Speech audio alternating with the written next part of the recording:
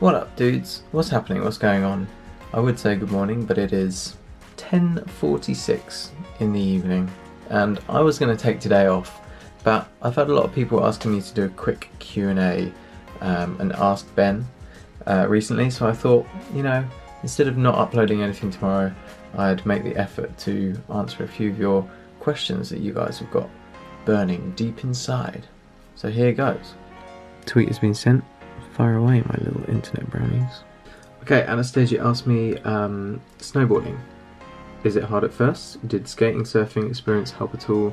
Hope you are well. Kiss, kiss. Thank you, Anastasia. I am well. Got a little bit of a cold. But yeah, snowboarding isn't easy for the first couple of days, and then it gets easier and something clicks, and then you're away, off you go. And the thing I like about snowboarding compared with skiing is that it takes a long time to get like pretty good on skis to the point where you look like you're good and you feel good, and on a snowboard, as soon as you get it and you feel good, you look good. Skiing is a completely different sport though. You can't really compare the two, to be honest. So to answer your question, yes, my surfing and my previous skateboarding has helped my snowboarding, but although skiing and snowboarding are very different, being on the mountain and understanding how edges work on snow and generally how it feels to be sliding down a hill on your feet, that definitely helped with my snowboarding. Okay, Sani, sorry, I don't know how to pronounce your name, asked me, is there a place you haven't been that you'd really like to go? There are many, many places that I would love to go to that I haven't been to, but on the top of my list at the moment is Iceland, and there's a couple of countries in southern Africa that I really want to go to as well, but hopefully I'm going to be ticking them off the list this year sometime. Tom Hedges asked me, will you start cycling again when you're back in Cape Town? And the answer to that is yes, I most certainly will be cycling and running and doing a lot more exercise when I get back to Cape Town, because I feel like the most unfit human I've ever been in my life, and I cannot wait to feel like a fit, healthy, good human being again. Ellie Georgia asked me, what is your favourite animal? It's a good question, and I think I'm pretty set on elephant being my favourite animal. Just seeing them up close in the Kruger National Park last year was a mind-blowing experience for me, but also I really enjoy turtles. Okay, Sibilla Molinari, I think that's how you pronounce your name, says, I'm very curious of what settings you use for your GoPro when you do the slow motion. Just purchased one myself and I need some guidance. Okay, so GoPros take a lot of practice. I've been using one since the very first one came out, and it worked for a day, and then I threw it in the bin. But then I bought the next one, and now they're incredible cameras. So they do take a bit of practice. Settings are very important. I have the GoPro Hero 4 Black Edition, which does full HD 1080p at 120 frames per second, which is why I get really smooth slow motion in some of my vlogs. And what you do is, once you've filmed with that 120 frames per second, in Premiere Pro you can form it down to whatever your timeline settings are, in my case 30 frames or 29.98 frames, and what that does is it stretches the clip right out and basically makes it 1/4 of the speed, like a quarter of the speed. So that's how you get smooth slow-mo. But there are loads of tutorials on YouTube about how to do this if you dig a little deeper. Here's a really interesting question from Jake, Mr. Frumpton on Twitter. Where do you see yourself and your channel and your audience in 10 years time? That's a really interesting question, because I think about that a lot, but I try not to dwell on it, because who knows if YouTube will even be a thing in 10 years. You never know.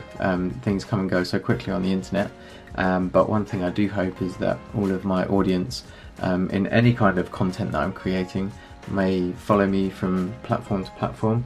I'm not at all saying that I'm going to be moving away from YouTube. It's my favourite thing in the world, but yeah, I don't know, one day hopefully I want to be making higher end films, not like feature production films or anything, but travel films and stuff that really helps people to be inspired to create beautiful content, and or travel and live the best life they possibly can. So I don't exactly know what that's gonna consist of at the moment. It's looking a little bit more visual vibe side of things, and hopefully I'll have a beautiful family and I'll be living in a big house somewhere and doing daily vlogs still, and someone else can edit them. No, I'm kidding. Rihanna says, Mr. Ben Brown, are you going to move over to South Africa, or would Nicole move over to the UK? Well, I actually just started renting a house just before I left to go over to Canada, so that's going to be for a year minimum, and I'm going to be basing myself in Cape Town because I love Cape Town, but also because Nicole is doing her honours degree now for 1 more year, and yeah, I want to be near her, and the house that I've moved to is actually a lot closer to where she lives as well than the previous one I was staying at. So I don't think Nicole would ever want to move to the UK, not really in the near future anyway, maybe long term, but neither of us really know where we want to settle down at this stage. So yeah, I hope that answers your question. This is all yours. So asks me, what's your best memory that you have? I've got a lot of very good memories. A lot of them are from my earlier days of kayaking professionally, but one particularly stands out, which was the day that I won the Marathon World Championships for flatwater kayaking, and it was back in 2010. That was a long time ago, 5 years ago almost. That was like September 2010, so I will never forget that. And actually one of my first videos on YouTube is of that race, but I don't know if it's still online anymore. But yeah, nothing has beaten that feelings that I've done so far since then. Just incredible feeling to have everything come together for one moment, and everything that you've worked for years just comes together, and you can say on that one day that nobody was better than you in the world at one thing. It makes me very proud. I'm very proud of that. I don't often mention it, but I am. It makes me still really happy to know that that happened. Okay, Marine Mishat asked me, do you think you'll ever stop travelling, or is it something you're going to be doing forever? It's a good question. Travelling is, I'm very passionate about travelling, not to the point where I'm a complete nomad like Louis. I do like my home comforts, and I do really enjoy a bit of routine every now and then. I grew up all my training and my whole lifestyle was based around routine when I was kayaking, and I really miss that sometimes. So I'm really looking forward to going back to Cape Town in a couple of days so that I can just be in one house for a while and do some consistent something. But yeah, travelling for me, I mean, I think I'll always be travelling. There's so many places that I want to take Nicole to, there's so many places that I want to show my family, and there's so many places that I haven't even scraped the surface of yet that I really want to explore as well. But I want to take my time doing it. I don't want to rush through things too much, you know. Cameron Brisbane asked me a good question. He said, how do you keep creating content that you're proud of? It's a good question, and the answer is I have very high expectations of my content in the future, and I know the only way to get there is by continually improving. So in terms of quick editing and on-the-spot creativity, daily vlogs are definitely a very good way of practicing that, because you have to make something up every day, and you have to try and keep the vlogs fresh. I try and make them like little mini stories, little films, and that's definitely helped me produce better content generally. And through my photography, I still feel like I'm learning a lot still about photography. So I feel like I go through phases of taking really good photos and phases of like being kind of disappointed with how average the photos are that I'm taking. So that's, I mean, there's room for improvement across all the boards, and I never studied photography really, and I certainly didn't study any film or editing, so everything I do is self-taught. But like I say, I do have high expectations of one day being the best filmmaker I can be.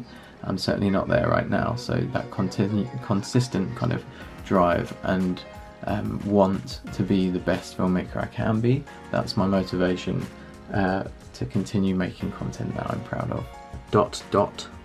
Casper02L asked me any tips on how to deal with the stress of exams. That's a good question. I get asked it a lot. I didn't used to stress too much about exams. I used to stress about the ones I didn't work hard for. So the ones I knew that I'd put the work into, basically the ones I enjoyed, they were the ones that I thought, this is going to be easy. And so I guess, I mean, it comes down to how much work you're willing to put in revision, I guess. And in the end, if you've done everything you possibly can to have a good exam and know all the questions and the answers, then you're going to be less stressed going into the exam. The most stressed exams I've ever had are the ones where I know I did not do enough work, so to avoid that, do work. Okay, Hans TW says, this is the last question. Did you wrestle with the idea of wanting to go to university?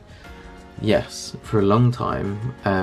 A lot of my decisions on my education were based on the fact that I wanted to go to university. For some reason I wanted to do sports science, and that only reason I wanted to do sports science was because I was into sport and I was like, cool, I want to do something that's like sciencey and sporty. That was the only reason. And then when I realised that actually there's not so many jobs in sports science, I thought it's probably not a good idea. And then I thought, okay, what else do I want to do? And my idol at the time, Ivan Lawler, as an osteopath, and he worked for himself and made good money, so I thought, okay, I need to be an osteopath.